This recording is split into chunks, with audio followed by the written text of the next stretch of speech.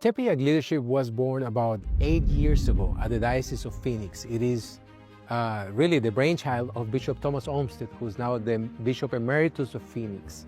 At the time I was serving God and Bishop through service of the Diocese of Phoenix. And I was given the mission of starting a leadership development program for Catholic professionals at the Diocese of Phoenix. It was initially a project, an initiative that was for the faithful of the Diocese of Phoenix. But after we graduated the first generation of the program in 2018, Bishop Olmsted and I realized that we had something special on our hands, something unique within the context of the Catholic Church. So he gave me his blessing, and we took the program outside of the diocese, and it became its own entity, its own non-profit organization, Catholic Apostolate.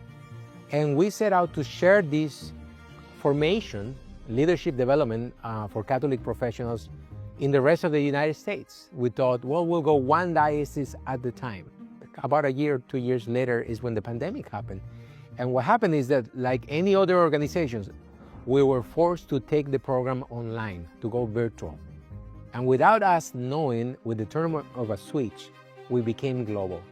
So suddenly we realized we could serve, we could train, we could offer our formation to Catholics in New York, in Miami, any part of the United States and outside of the United States. We began to get participation from Canada, Mexico City, then from every continent now. And at this point, we have delivered our training and prepared, we call them Tepeyac leaders, in every continent. By June, we would have graduated the 400 mark of graduates from our program. The crisis in leadership really it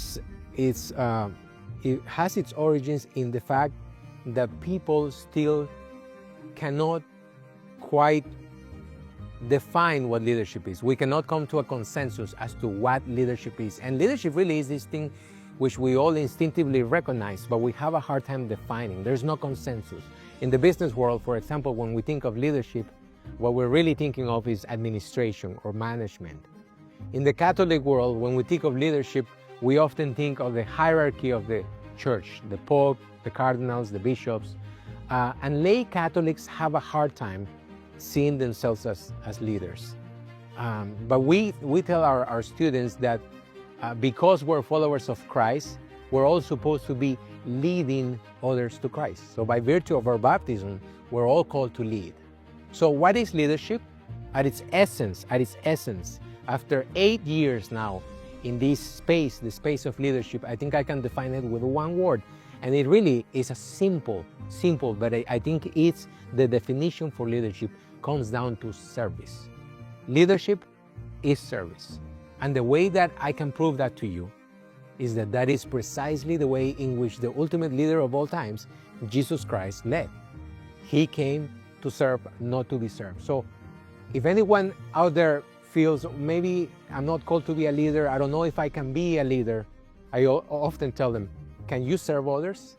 Because the minute that you are serving others, you are leading.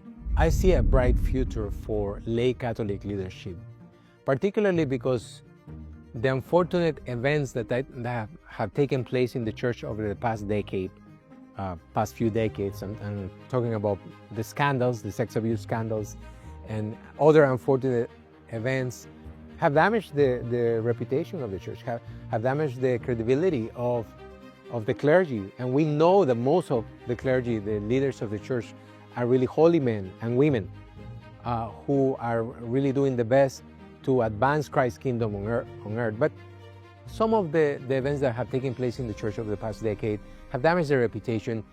And what that has caused is that people are now beginning to look at the laity as leaders. And leaders, lay people, are beginning to look at themselves and recognize that they always had a role in leadership. And that the role of the laity in leadership was never confined to the walls of the church.